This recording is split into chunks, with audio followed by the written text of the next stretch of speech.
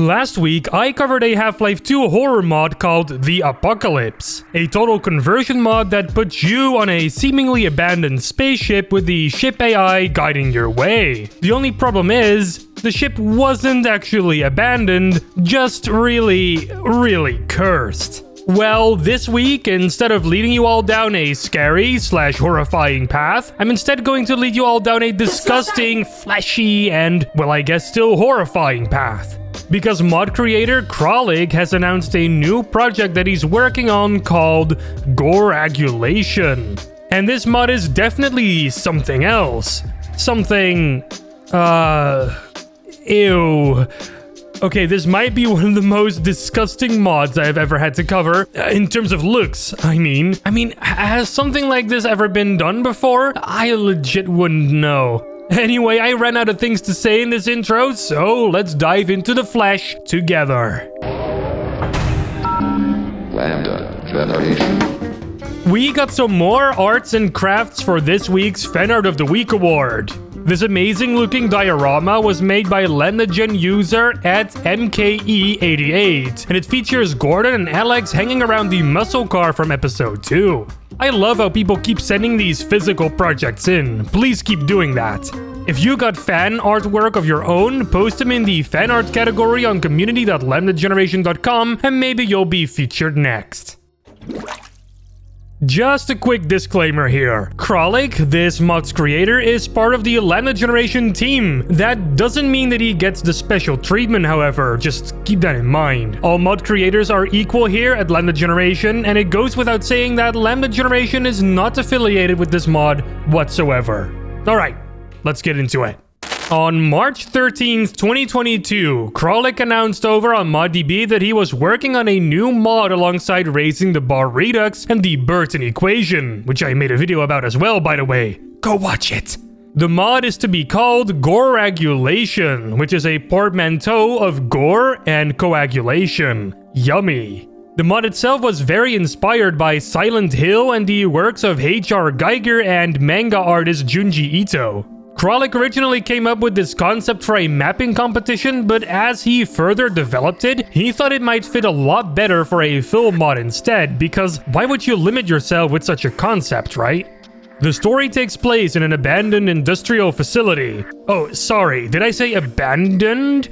Well, mostly abandoned. It's now filled with fleshy but familiar creatures created by the Eye, a god who got a little too excited and created all of this mess.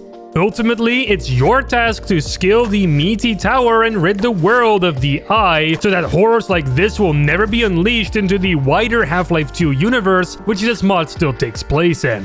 Those horrors being these combined soldiers completely made out of some kind of fleshy, bony material. And the hunters are no different. Weird and freaky looking growths are sticking out from the otherwise familiar silhouette. And don't even get me started on the freakish green eyes it now has. Yuck, yuck, yuck. Even the weapons have gotten the meat treatment. In this mod, you'll be able to use the Gore Bar to whack enemies in the head, the Flash MG to shoot the shit out of all the nightmares you may face in there, the Gore Nade to quickly get rid of a lot of nightmares at once, and to initiate a quick barbecue, the Fleshette that'll shoot even more shit out of your enemies in a more extreme way, the Meat Spinner, oh god damn it, is basically the Barretta, and we also have the Crossbone, which will be your trusty far-range weapon. And we also have your hands. Yes, even you are a fleshy boy. Oh, look at this meaty boy. Such a squishy man. Such a juicy, thick, soggy old man. Okay, I'll stop right away. Now, let's have a look at some of the mapping work here. And yeah, the flesh theme definitely continues on steadily here. Some areas are more infected than others, but the overall look and feel of the map is pretty great. There's a lot of detail here, and for the most part it feels like a real place. Sans all the meat, of course.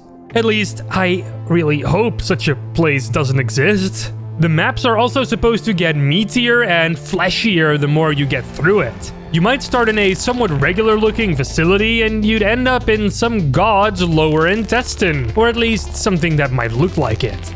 Now, this all looks disgusting. Yes, but looks isn't everything, you know? Sound is also very important to sell an idea to your audience, so Kralich hand-recorded a bunch of new sound effects for the mod that'll go nicely with the atmosphere of it and the material that everything is made out of.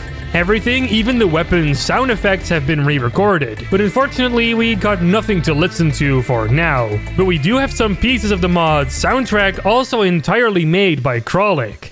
It sounds very atmospheric and will most likely set the tone pretty well for the dingy-looking environments of the mod.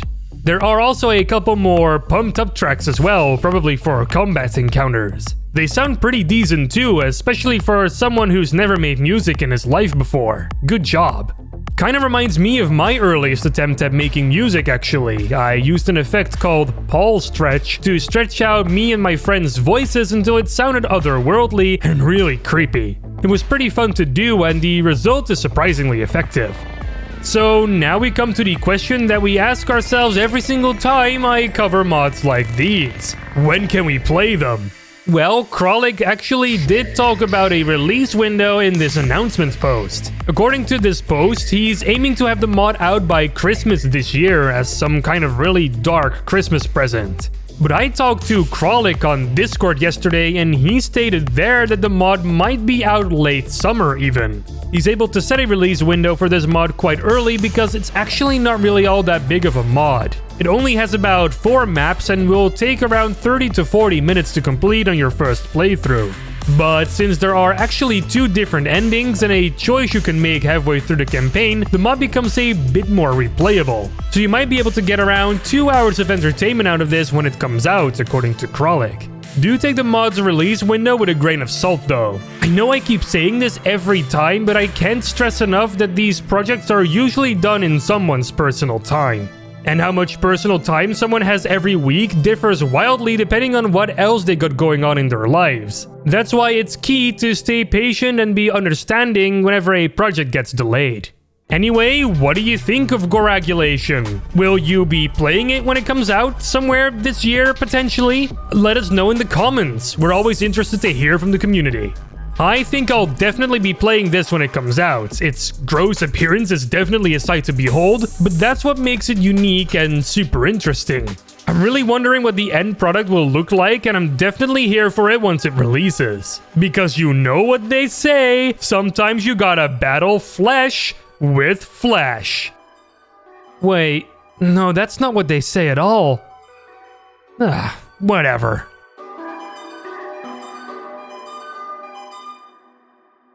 Alright, final heads up, Lambda builders. Our first themed competition called Info Comp Start will be concluding on Monday next week, so you really don't have a lot of time left, although bonus entries will be accepted until March 30th. If you want to know more about this competition, then check out the link in the description below to visit the official website. It's probably too late now to participate, but hey, the website is still a fun read.